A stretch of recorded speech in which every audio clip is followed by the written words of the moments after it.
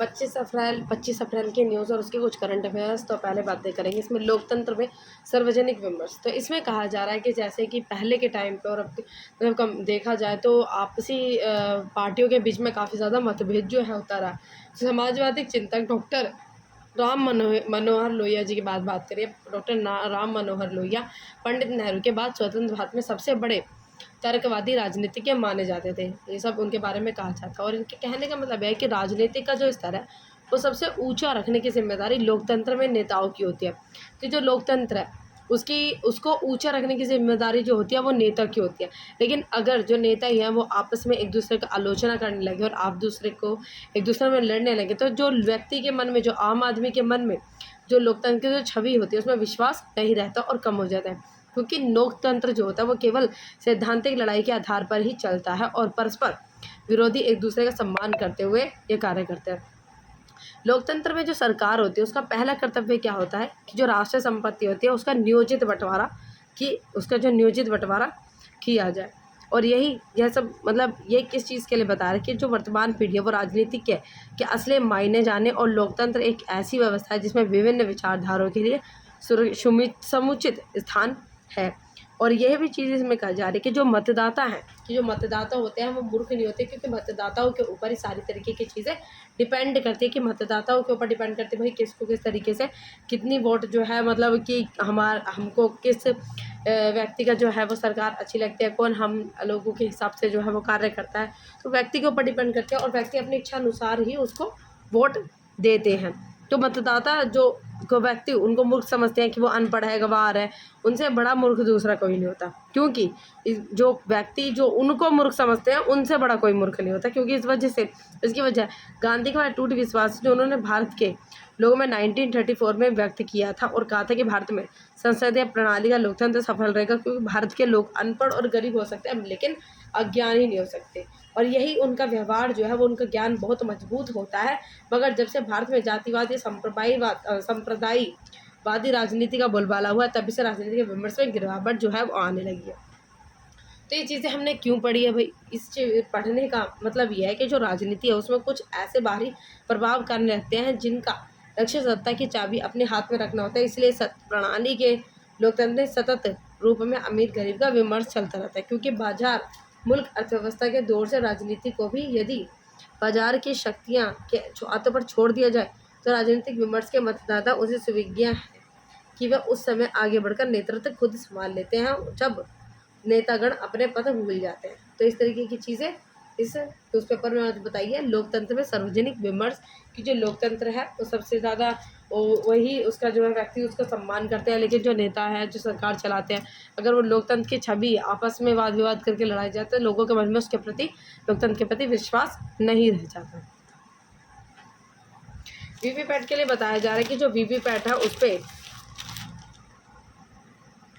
VVPAT के लिए बताया जा रहा है कि वीवीपैट वेरिफिकेशन पर सुप्रीम कोर्ट का फैसला। ये कहा जा रहा है कि जो इलेक्ट्रॉनिक वोटिंग मशीन है और वीवीपैट पर्चियों की 100% क्रॉस चेकिंग के मांग पर जो सुप्रीम कोर्ट ने उन्होंने बुधवार को फैसला सुरक्षित कर दिया कि बुधवार को इस चीज़ के ऊपर जो है वो फैसला लिया जाएगा। क्योंकि ना इस तरीके की न्यूज़ किस वजह से आ रही है, ये इस तरीके की बातें जो लोगों के मन में है कि जितनी वोटें डल रही है उतनी वीवीपैट की पर्चियाँ जो होनी चाहिए कि जिससे वेरीफाई कर सके कि जितनी वोटें पड़ी है, जिस व्यक्ति के ऊपर वोट पड़ी है उतने उस व्यक्ति की जो है वो स्लिप होनी चाहिए, जिससे कि पता चलते डबल वेरिफिकेशन हो जाएगी, वोटें सही डली है और सही तरीके से कोई भी गड़बड़ वगैरह नहीं है। तो इस सब चीज़ों का जो सुप्रीम कोर्ट में लोगों ने अपील किया है कि ये सब चीज़ें अलाउड की जाए। लेकिन जो सरकार है वो नहीं चाहती कि वीवीपैट के थ्रू जो स्लिप्स जो निकलती है वो लोगों को दिखाई जानी चाहिए, क्योंकि एक गंभीर समस्या जो है वो समाज में उत्पन्न कर देगी। जिस तरीके से वाद विवाद की समस्या, लोगों के हक की समस्या, भाई लोग एक तो प्राइवेसी की कोई व्यक्ति जो है वो अपने हिसाब से किसी मर्जी को वोट देना चाहे तो वो दे सकता है। लेकिन अगर वो इस सब चीज़ों से हो गया तो जैसे कोई भी दूसरा इंसान है वो देखेगा कि भाई इसने किसको वोट दिया है, और जिससे क्या होगा कि जो प्राइवेसी जो चीज़ें थी वो क्या हो जाएगी, पब्लिकली चीज़ें जो हो जाएंगी, जो उसको मतलब उसके हक की बात, भाई उसकी बात थी कि भाई मुझे कौन सी सरकार चुननी है वो मेरी बात है। तो इस तरीके से चीज़ें और आम आदमी के अधिकार को ये बेकार करता है। तो इस तरीके से बातें कही जाती है। तो जो इसका वेरिफिकेशन की जो कही जा रही है कि सुनवाई अब अगले बुध को होगी।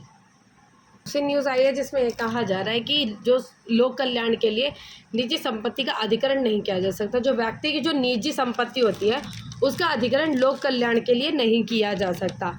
कि इस तरीके की बातें सामने आई है कि ये सब चीज़ें कहना खतरनाक होगा कि किसी व्यक्ति की निजी संपत्ति को समुदाय का भौतिक संसाधन जो है वो नहीं माना जा सकता और सार्वजनिक भलाई के लिए राज्य प्राधिकारों द्वारा उस पर कब्जा भी नहीं किया जा सकता। तो काफ़ी जो संविधान है वो ये कहता है कि जो संविधान का जो अनुच्छेद है आर्टिकल 39B और 31C की संवैधानिक योजनाओं की आड़ में जो राज्य अधिकारी है वो उनके द्वारा निजी संपत्तियों पर कब्जा किया जा सकता है। तो जो हमारे जो कॉन्स्टिट्यूशन है जो उसके आर्टिकल 39B और 31C उन दोनों के हिसाब से कहा जा रहा है कि जो राज्य अधिकारी है वो इन दोनों आर्टिकल के हिसाब से लोगों की व्यक्ति की संपत्ति उसके ऊपर कब्जा कर सकते हैं। लेकिन कि विचार ये भी क्या निजी संपत्ति को संविधान के अनुच्छेद 39B के तहत समुदाय का भौतिक संविधान माना जा सकता है संविधान। तो संविधान का जो 39B जो अनुच्छेद है राज्य नीति निर्देशक तत्वों का हिस्सा है। जो 39B है वो आपके डायरेक्ट जो है ना DSPS direct principle of state policy, मतलब ये है कि 39 जो राजनीति के जो निर्देशक तत्व हैं उसका DPSP है तो उसका 39B जो है वो उसका पार्ट है। और यह भी कहना होगा कि अतिवादी हो सकता है कि समुदाय के भौतिक संसाधनों को अर्थ सिर्फ सार्वजनिक साधन है और उसकी उत्पत्ति किसी व्यक्ति की निजी संपत्ति में नहीं है। एक और न्यूज़ है में कहा जा रहा है कि TDS की कम कटौती के लिए नहीं होगी कार्रवाई। तो ये इम्पोर्टेंट है। इसमें कहा जा रहा है कि जो आयकर विभाग है उसने जो पैन कार्ड है और आधार कार्ड दोनों को क्या कर दिया, लिंक किया है, मतलब एक दूसरे के साथ कनेक्ट। तो आयकर विभाग ने आधार लिंक पैन पर दी व्यवस्था। और ये भी कहा जा रहा है कि इसके यदि अगर जो कार्डदाता होते हैं जो मतलब व्यक्ति होते हैं उसके 31 मई तक अपने पैन को अगर आधार से वो नहीं जोड़ते, अगर वो आधार तक जोड़ देते हैं तो TDS जो है उसकी कटौती जो है वो कम हो जाएगी उसके लिए कोई भी कार्रवाई नहीं की जाएगी। लेकिन और अगर पैन कार्ड को आधार से नहीं जोड़ा जाता है तो लागू धुर के मुकाबले जो है उनका 2 गुना दर उनको देना पड़ेगा। इस तौर पर जो कर कटौती है जो TDS है वो बढ़ जाएगी और ज़्यादा देनी पड़ेगी। तो ये कहा जा रहा है कि जो पैन कार्ड है और आधार कार्ड इन दोनों को लिंक जो है एक साथ आपस में जोड़ा जाए। पूर्व नौकरशाहों को लगा नेता बनने का चस्का, सियासी पार्टियां भी जमकर दे रही है मौका। जो नौकरशाह उनके जो नंबर है वो काफ़ी ज़्यादा बढ़ गया। अभी तक तो देखा जा रहा था कि जो राजनीतिक पार्टी उसमें जो फिल्में सितारे जो क्रिकेटर्स हैं वो भी इसमें ज़्यादा सपोर्ट मतलब ज़्यादा से ज़्यादा पार्टिसिपेट जो है वो उसमें करते थे और उनकी तरफ अट्रैक्ट वो करते थे कि मतलब अट्रैक्ट होते थे। लेकिन अब ये भी कहा जा रहा है सूची में अब नौकरशाह का भी नाम तेजी से जोड़ा जाए। इस बार भी लोकसभा चुनाव में बड़ी संख्या में पूर्व नौकरशाह और अफसर अपनी चुनावी किस्मत आजमा रहे हैं। नौकरशाह मतलब पूर्व जो है पहले के जो अफसर होंगे पूर्व नौकरशाह और जो अफसर हैं वो भी चुनाव में पार्टिसिपेट कर रहे हैं। और सबसे ज़्यादा लोकसभा सीटों वाले राज्य उत्तर प्रदेश में इस बार भी बड़ी संख्या में पूर्व नौकरशाह ने काफ़ी ज़्यादा जो है उम्मीदवार खड़े हुए हैं। 25 अप्रैल का इतिहास। 25 अप्रैल को ऐसी क्या घटना हुई थी। 25 अप्रैल को देश में बुद्ध बख्शा अर्थात दूरदर्शन का आना जितनी बड़ी खबर थी उतनी ही बड़ी खबर थी कि उनका रंगीन हो जाना। 25 अप्रैल 1982 ही वह दिन था जब दूरदर्शन श्वेत शाम यानी ब्लैक एंड वाइट से रंगीन हो गया था 1982 में। वेरी इंपॉर्टेंट है ये। और इसके अलावा साल 1809 में ब्रिटिश ईस्ट इंडिया कंपनी और पंजाब के सिख शासक रणजीत सिंह के बीच अमृतसर संधि पर हस्ताक्षर किए गए। 1867 में जापान की जो राजधानी है वो टोक्यो में विदेशी व्यापार की अनुमति जो है वो दी गई। 1954 में बेल लैब्स ने न्यूयॉर्क में पहली बार सोलर बैटरी बनाने की घोषणा की थी। 1953 में कैम्ब्रिज विश्वविद्यालय के 2 महीने जेम्स डी वॉटसन और फ्रांसिस क्रिए ने DNA की संरचना के व्याख्या पर जीवन विज्ञापन की बुनियादी पहले नींव रखी थी। उसके बाद 2013 में ब्रिटेन ने सोमालिया में अपना दूतावास 27 वर्ष के बाद दोबारा भेजा था। 2015 में नेपाल में भीषण भूकंप आया था। तो इस तरीके की कुछ इंपॉर्टेंट चीज़ें। और 2020 में देश में कोविड-19 से मरने वाले लोगों की संख्या काफ़ी ज़्यादा बढ़ गई थी। तो यह 25 तारीख का इतिहास की 25 तारीख में कौन कौन सी ऐसी इंपॉर्टेंट चीज़ें हुई थी जो याद करने योग्य है। सेंसेक्स शेयर बाज़ारों में फिर से लगातार जो है वो चौथे दिन में भी तेज़ी रही और काफ़ी ज़्यादा सेंसेक्स है वो फिर से 74 की तरफ बढ़ रहा है। सेंसेक्स में फिर से जो है वो उछाल आ रही है, जिससे जो बीच में जो गिरने शुरू हो गई थी वो सेंसेक्स में फिर से उछाल आ रही है। अब ये भी वेरी इंपॉर्टेंट, पीएम मोदी ने 40 करोड़ लोगों को गरीबी से बाहर निकाला। जेपी मॉर्गन सीईओ, इनके द्वारा ये कहा जा रहा है कि जो मोदी ने 40 करोड़ लोगों को गरीबी से बाहर निकाला। वैश्विक बैंकिंग दिग्गज जेपी मॉर्गन चेंज के जो मुख्य कार्यकारी अधिकारी सीईओ हैं जेपी जिंजर ने ये कहा कि जो प्रधानमंत्री नरेंद्र मोदी ने 400 मिलियन मतलब 40 करोड़ लोगों को गरीबी से बाहर निकाला है और वो भारत में अविश्वसनीय काम कर रहे हैं, मतलब इतनी ज़्यादा डेवलपमेंट जो हो रही है। और इकोनॉमिक क्लब ऑफ न्यूयॉर्क द्वारा आयोजित एक कार्यक्रम में डीमन ने मोदी सरकार द्वारा लागू किए गए आर्थिक सुधारों की सराहना की और कहा कि उनमें से कुछ को अमेरिका में भी लागू किया जा सकता है।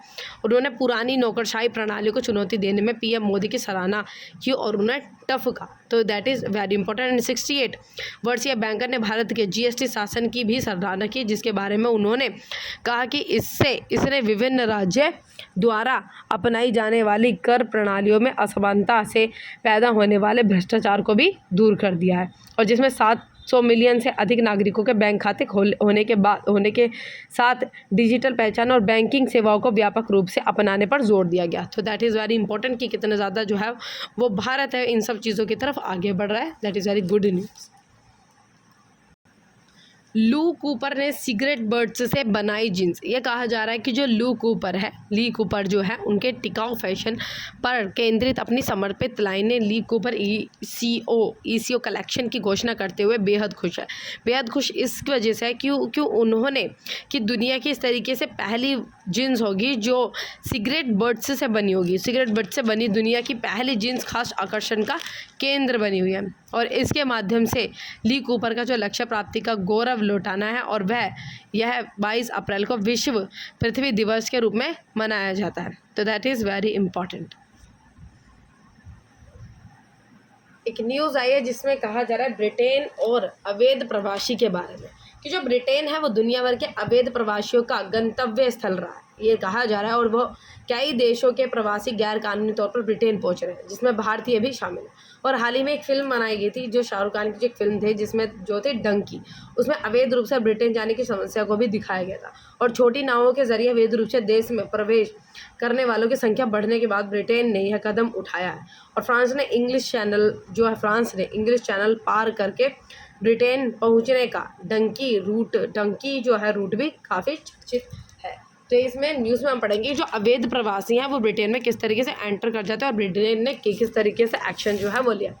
तो ब्रिटेन में जो अवैध नागरिक है उनकी जो संख्या है वो काफ़ी ज़्यादा लगातार बढ़ती जा रही है और कोई भी देश खुद के अवैध शरणार्थियों को देश नहीं बना सकता, क्योंकि जो अवैध प्रवासी होते हैं उनके वजह से जो वहाँ के रहने वाले लोग होते हैं उनके पास तक जो फैसिलिटी वहाँ पे प्रोवाइड होती है वो वहाँ तक नहीं पहुँच सकती।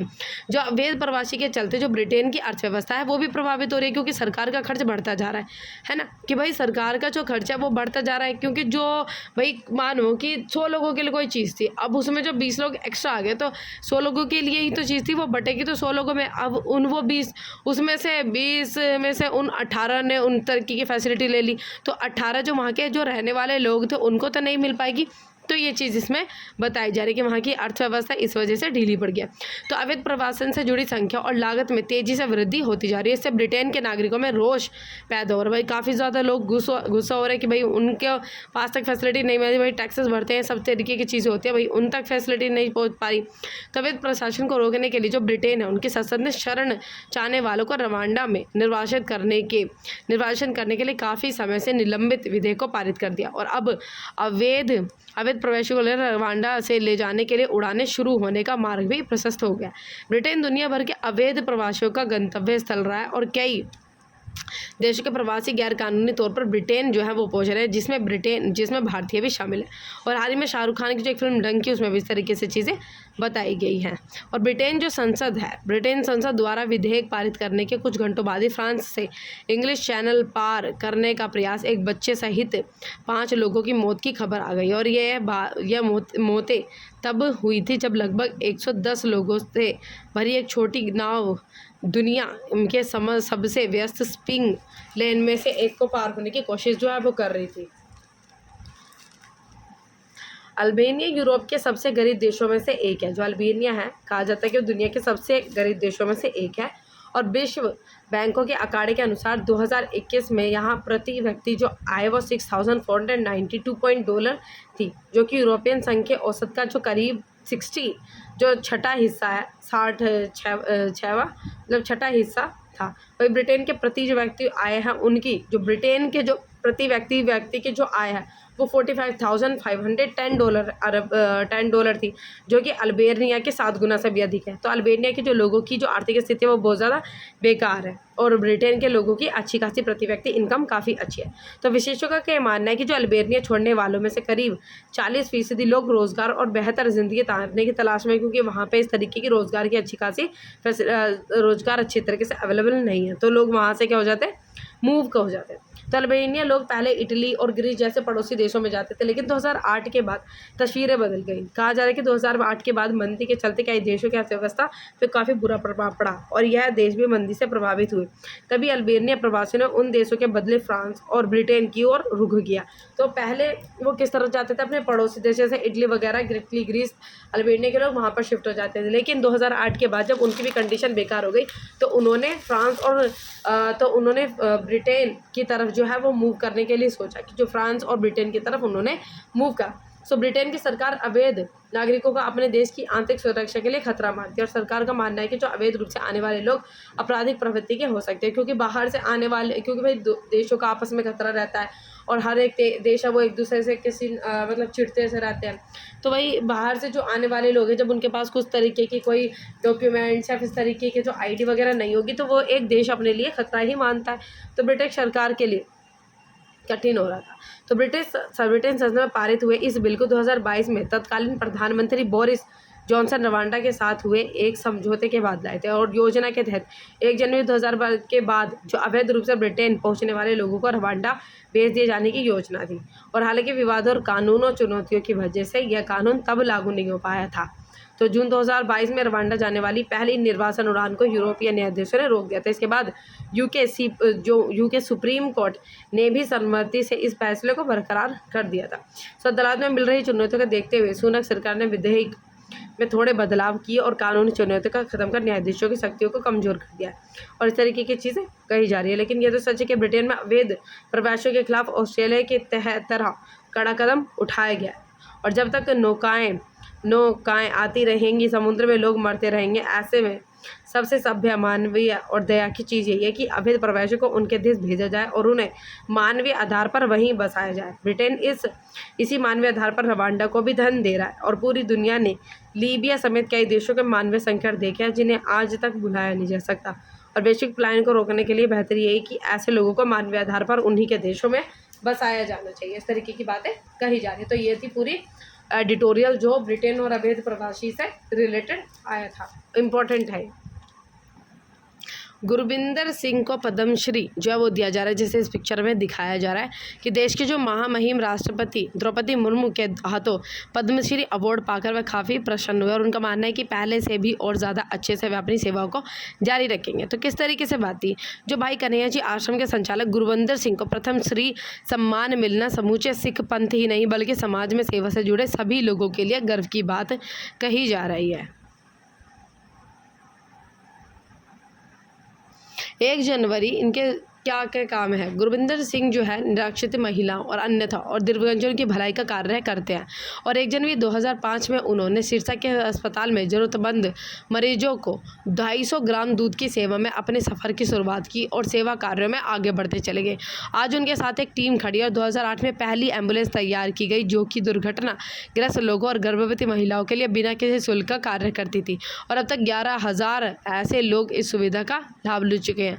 और 2011 में उन्हें एक ऐसी महिला सड़क पर दिखी जिसे आश्रय की आवश्यकता थी, जिसे देखते हुए 2012 में उन्होंने एक आश्रय स्थल खोला और 2016 में बड़ा आश्रय स्थल बनाया, जहां आज 425 के करीब ऐसे लोग हैं जिनका कोई सहारा नहीं होता, और वह कर रहे हैं। और 2023 में बेसहारा बच्चों के लिए भाई कन्हैया जी शिक्षण संस्थान उन्होंने खोली, और आज 300 के करीब बच्चे बिना किसी शुल्क के पढ़ रहे। तो काफ़ी अच्छे जो उन्होंने काम किया, और उनको तो इस तरीके की चीज़ें मिलनी बहुत ही अच्छी है कि पद्मश्री उनको की उनको इस तरीके से सम्मानित जो है वो किया जा रहा है। तो बहुत ही अच्छी बात है। लोगों के द्वारा इस तरीके की डिमांड करी जा रही है कि जो ननकाना साहिब है उनके दर्शन बिना वीज़ा के होने चाहिए। जो गुरु गोविंद जी हैं उनका जो जन्म है वो ननकाना साहिब की पवित्र धरती पर हुआ, जो कि आज पाकिस्तान में। और सिख समुदायों की अब मांग उठने लगी है कि करतारपुर साहिब की भांति ननकाना साहिब के दर्शन भी बिना वीज़ा के होने चाहिए। सिख समुदायों को उम्मीद है कि प्रधानमंत्री नरेंद्र मोदी जी हैं वो उनकी भी बात को सुनेंगे और नकार नहीं करेंगे। उस प्रकार ननकाना साहिब के लिए आने वाले समय में श्रद्धालु बिना वीज़ा के दर्शन कर सकेंगे। और पाकिस्तान की सरकार के द्वारा साल में 4 वार्षिक श्रद्धालुओं के जत्थों को दर्शनों की मंजूरी दी जाती है, जिसमें वैशाखी, महाराजा रणजीत सिंह की बरसी, गुरु अर्जुन देव जी का शहीद पर्व और गुरु नानक जी का प्रवेश मार्ग शामिल है। तो इन सब चीज़ों में उनको मतलब लोगों को बुलाया जाता है। गुरु नानक देव जी के प्रकाश पर्व मौके देश भर में 5,793 श्रद्धालुओं ने पासपोर्ट दिए थे, जिसमें से केवल 3,000 के करीब श्रद्धालुओं को ही वीज़ा प्राप्त हुआ था।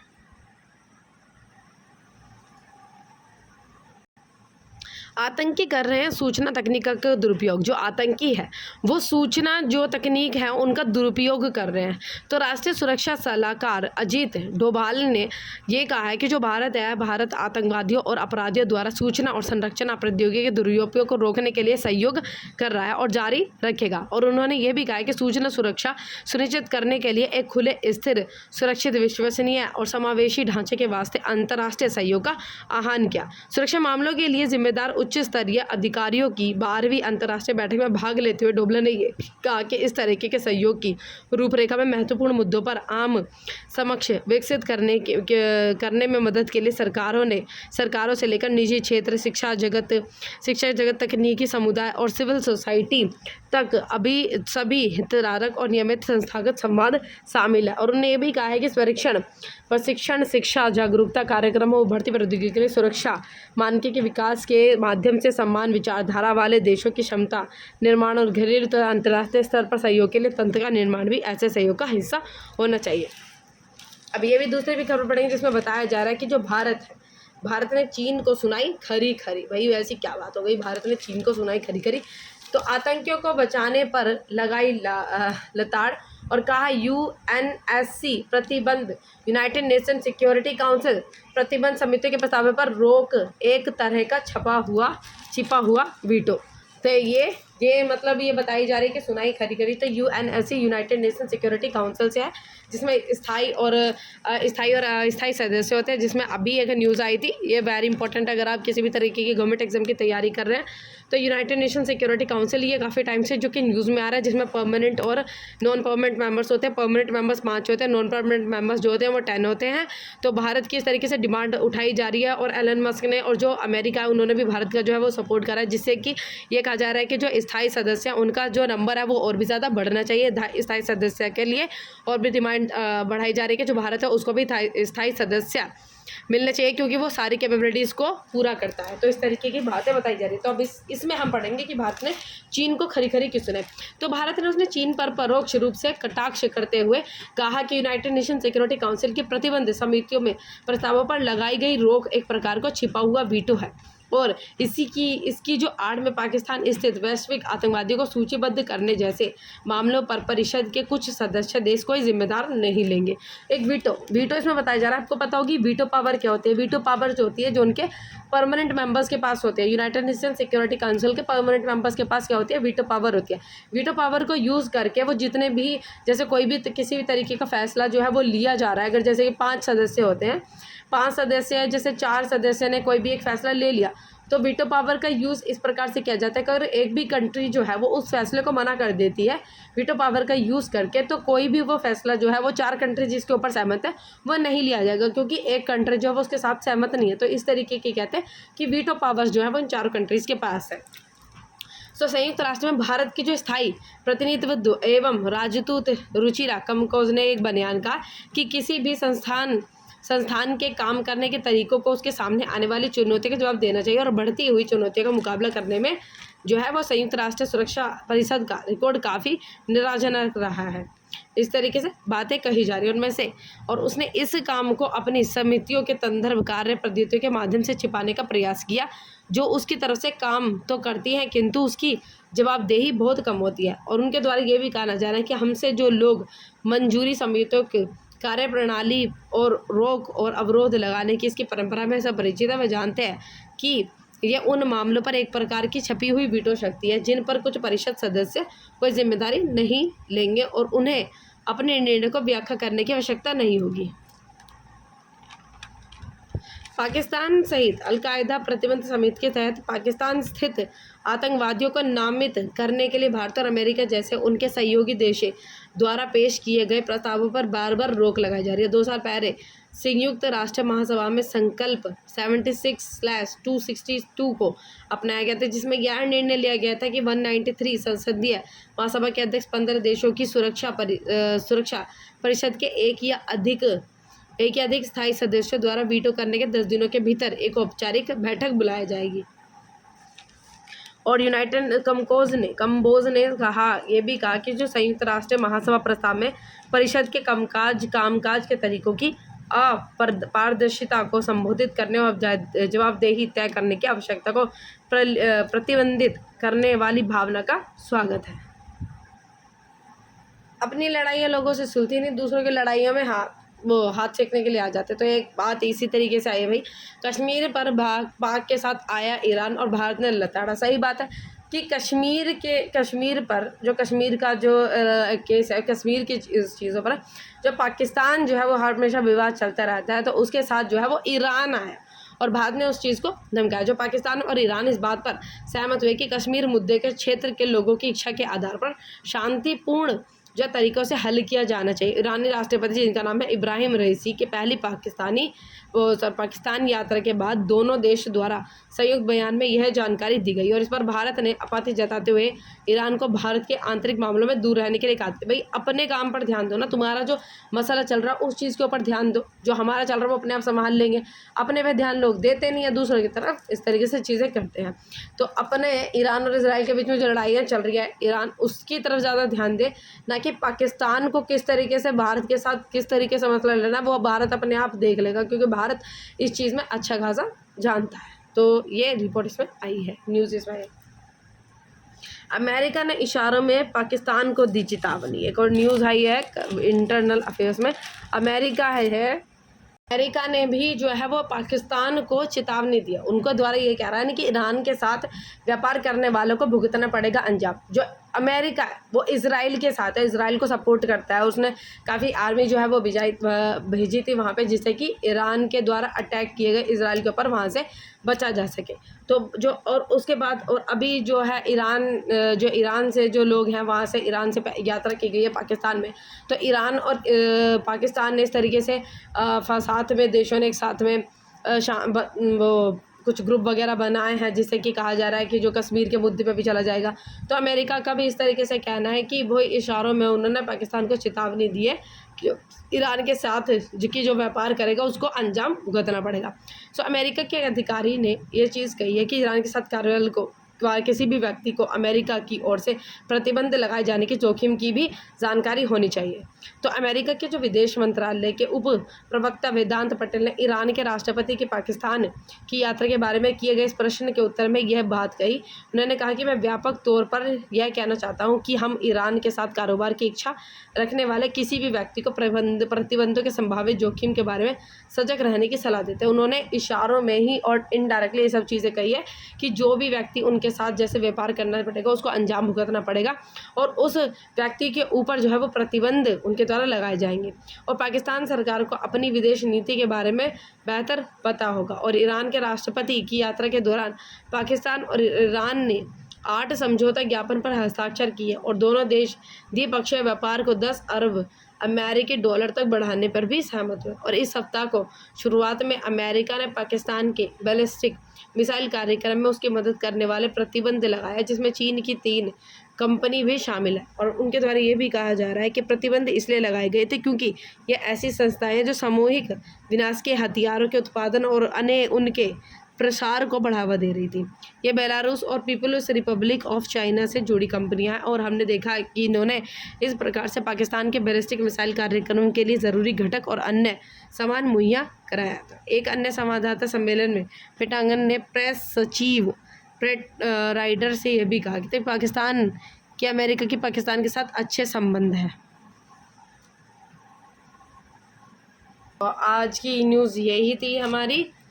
तो इसमें और एक स्पोर्ट्स चाहिए, पंत और अक्षर का धूम धड़ाका, दिल्ली जीती, ये इसमें बताया गया है। Narsingh Yadav WFI athlete panel के अध्यक्ष चुने गए हैं। WFI के अध्यक्ष चुने गए।